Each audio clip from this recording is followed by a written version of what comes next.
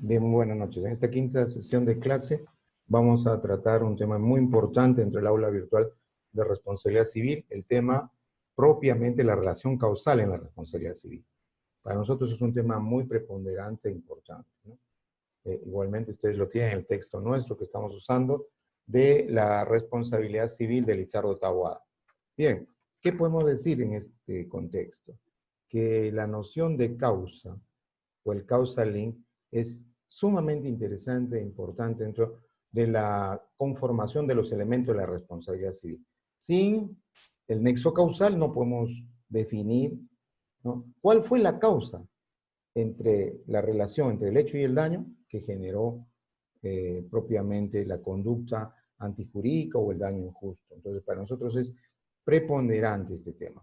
Para ello, Lizardo Taboada lo define como la relación causal en la responsabilidad extracontractual como la conducta antijurídica y el daño causado, ¿no? Este nexo causal en la extracontractualidad está establecido en el artículo 1985 y en la contractualidad está establecido en el artículo 1321, ¿no? Propiamente. ¿Por qué? Porque el nexo causal es próximo en la responsabilidad contractual, mientras que el nexo causal en la responsabilidad extracontractual es adecuado. O sea, dos sistemas de clasificación dentro del nexo causal. Para nosotros el nexo causal es preponderante. Es la relación entre el hecho y el daño. Tenemos que, como abogados, ubicar explícitamente cuál es esa relación entre el hecho y el daño. Entonces, para estos elementos tenemos que tener bien claro si la responsabilidad obedece a un tema contractual. Con el 1321 ubicaremos dentro de la responsabilidad bajo el nexo causal próximo. Y eso está establecido en 1321, como reitero. Y pues ahí tenemos que, evidentemente, el tema deliberativo respecto del daño ya es previsible, o sea, tenemos la teoría de la previsibilidad del daño. Esto se da en la responsabilidad contractual, mientras que en la responsabilidad extracontractual no existe previsibilidad del daño, sino existe presunción de la culpa, ¿no?, frente al tema, y como tal, esta se irroga en el artículo 1985. ¿Por qué es tan importante la causalidad adecuada? Pues esta nos va a mostrar prioritariamente cómo ubicar jurídicamente la causa que ha generado. Entonces, para nosotros resulta sumamente importante. Para ello, en caso de que hubiere un hecho, que podría ser por caso fortuito, fuerza mayor, vinculante del propio víctima o de un tercero, entonces podemos utilizar el artículo 1972, 1973 y 1983 del Código Civil para estos fines. Por eso que resulta interesante e importante. ¿Qué más podríamos decir dentro del nexo causal? La causalidad o el causal link para nosotros es sumamente importante, pues si hubiera una fractura causal, con el artículo 1972 vamos a definir algunos considerandos, ¿no? Esto también resulta interesante. Y si fuera en el artículo 1973, vamos a ver que existe muchos hechos que son concausas que al final generan y establecen la relación de causalidad adecuada en un supuesto extracontractual y una relación de causalidad próxima o directa en una responsabilidad contractual. Por eso que la fractura causal es importante, citada en 1972. La concausa es importante, citada en 1973. Y sus efectos solidarios, citados en el 1983, de todos aquellos que hayan participado en el daño.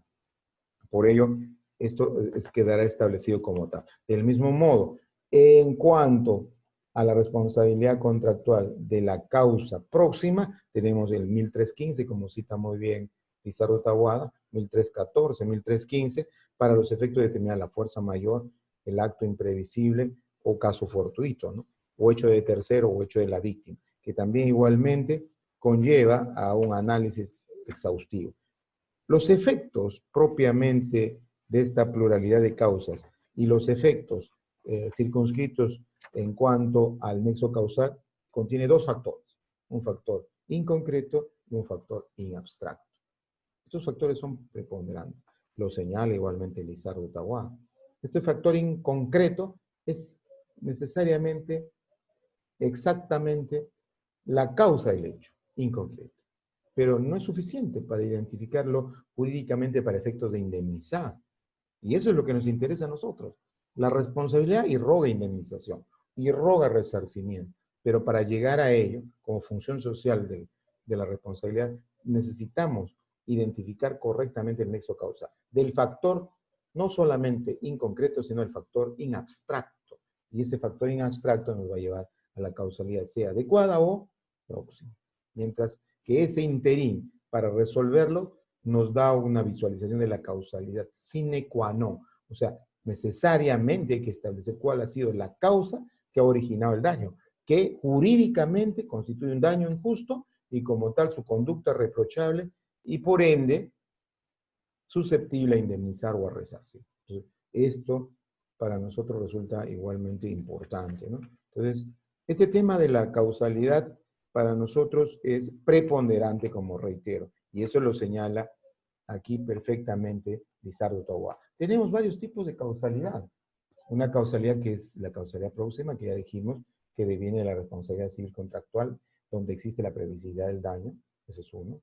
Otro tendríamos que citar la causalidad adecuada, que es propia de la responsabilidad extracontractual, en la cual hay que determinar cuál es propiamente la relación entre la causa y el daño de manera adecuada, que la cual podemos nosotros priorizar e interpretar para efectos de la indemnización. Esa viene a ser la causa adecuada. O sea, las circunstancias que se ajustan a derecho para poder de esa manera puntualmente establecer la causa del daño.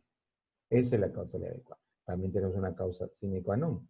La causalidad sine qua non es la causalidad necesaria y exigible para sustentar la causa del daño. Hay otras, como refiere ahí Moreno, ¿no? Que ustedes han visto en su PDF. También tenemos una causalidad eficiente, que es lo que buscamos nosotros para el resarcimiento y la compensación justa del daño. Igualmente podríamos tener también la causalidad probabilística, que establece en el tema ambiental un efecto necesario y contundente. ¿Por qué la causalidad probabilística? Porque probablemente exista una razón por la cual se generó el daño, que no es posible plantearlo ni próximo ni adecuado. Esta forma probabilística la tiene la doctrina francesa, la doctrina alemana, y también la contiene la nueva doctrina italiana de la conceptuación de lo que viene a ser el derecho de daños.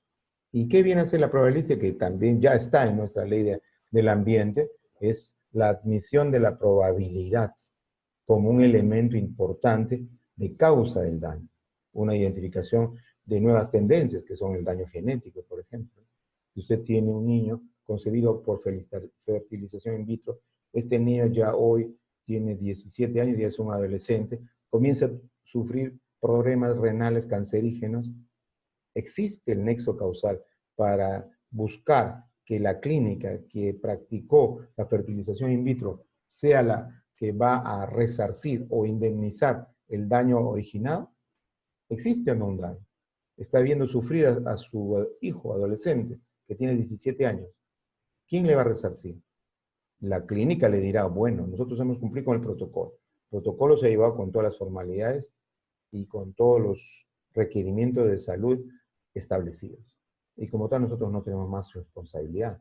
El hecho de que el niño o el adolescente se encuentre mal de salud o un problema cancerígeno, no siempre podría obedecer justamente a esta fertilización in vitro. Podría ser también al tema genético de la madre, no necesariamente del semen congelado que se le practicó. Entonces, ahí va a haber todo un complejo raciocinio, pero para estos efectos, la responsabilidad desde el ámbito del nexo causal probabilístico tiene un resultado eficiente que le da la probabilidad de la identificación de una causa entre el hecho y el daño, ¿no? Esta causa que no la va a poder hacer desde el ámbito adecuado. Entonces, este es un tema muy interesante. Del mismo modo, podría darse, por ejemplo, en el tema ambiental propiamente, cuando un joven que tiene 17 años tiene cáncer hoy a la piel, producto de que cuando era niño vivía muy cercano a una explotación minera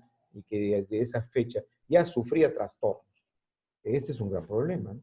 Y entonces esto le va a afectar propiamente a la piel y como tal va a tener este problema cancerígeno.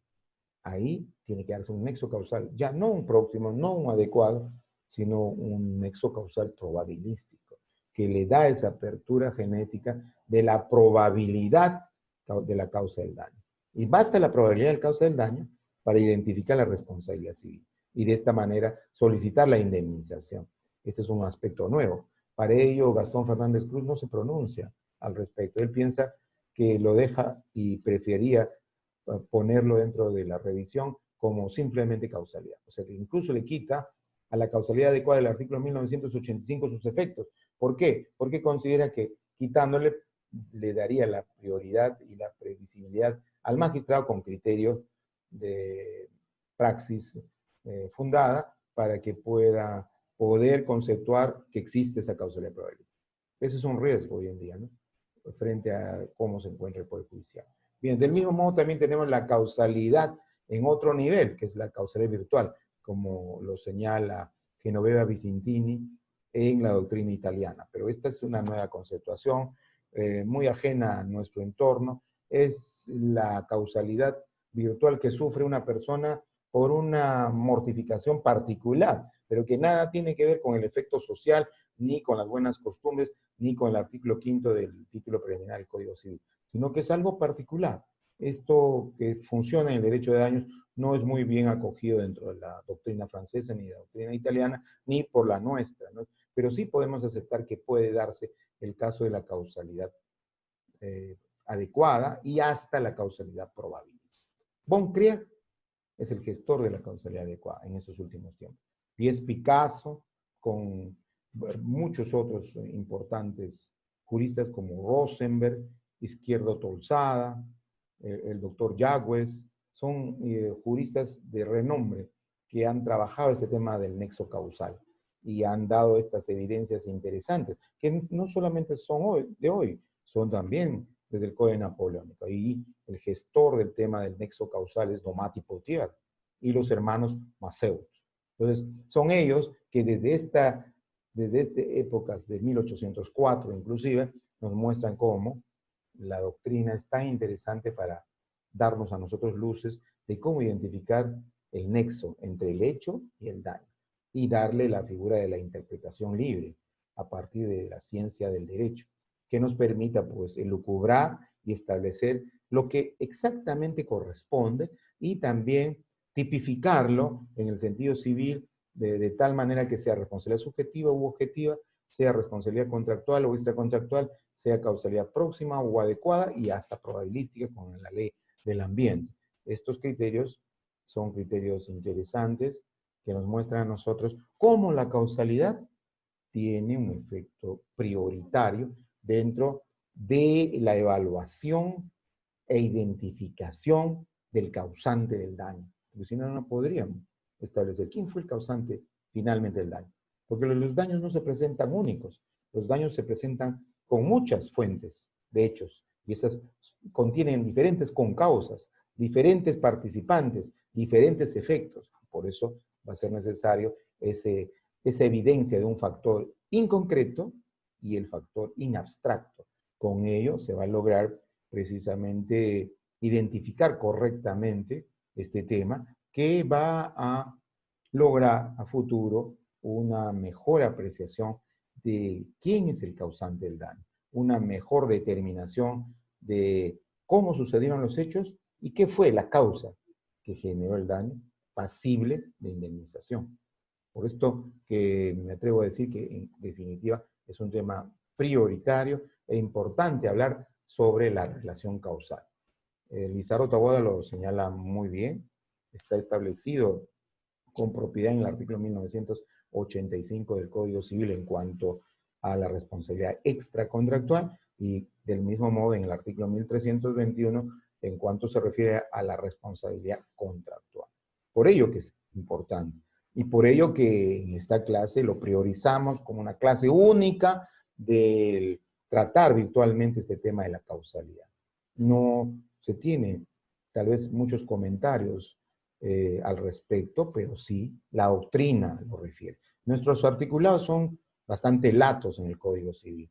Tal vez usted no encontrará el detalle de cada uno de ellos, pero la doctrina sí lo menciona. Por eso no olvidemos de leer a Díaz Picasso, a Rosenberg, como reitero, ¿no?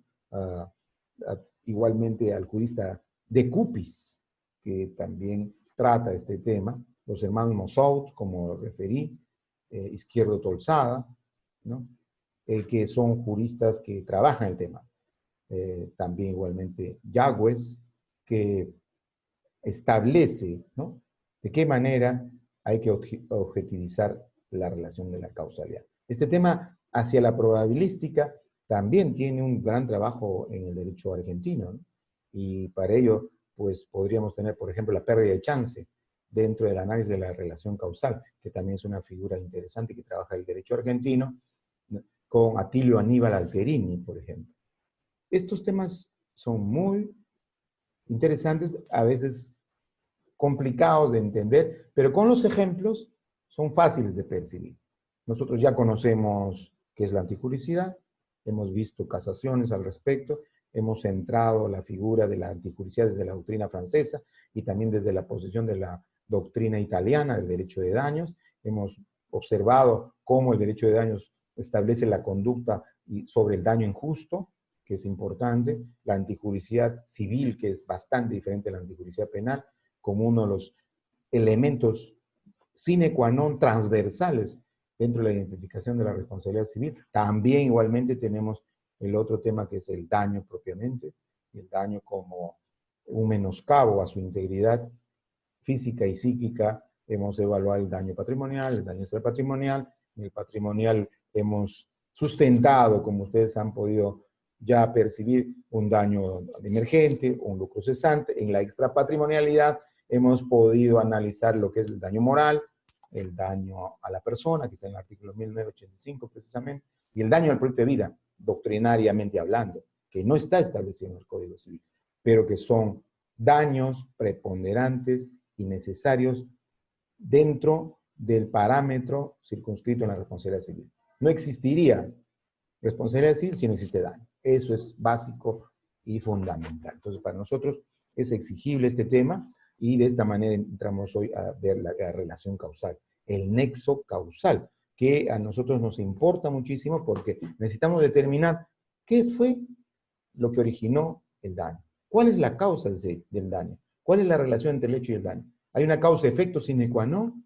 ¿Hay un tema de factor directo, inconcreto? ¿O hay un tema de factor abstracto?